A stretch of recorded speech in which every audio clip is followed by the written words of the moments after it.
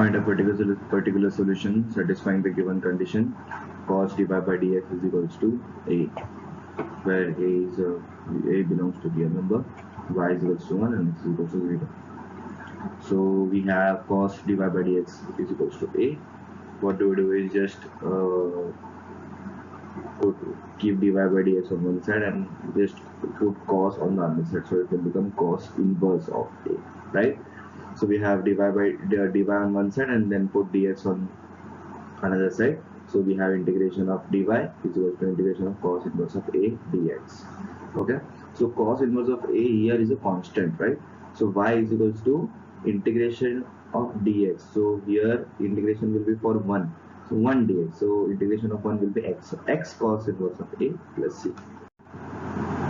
Now we have y is equals to 1 and x is equals to 0. Therefore 1 is equals to 0 plus c is equals to 1. Therefore putting the value of c, y is equals to x cos inverse of a plus 1.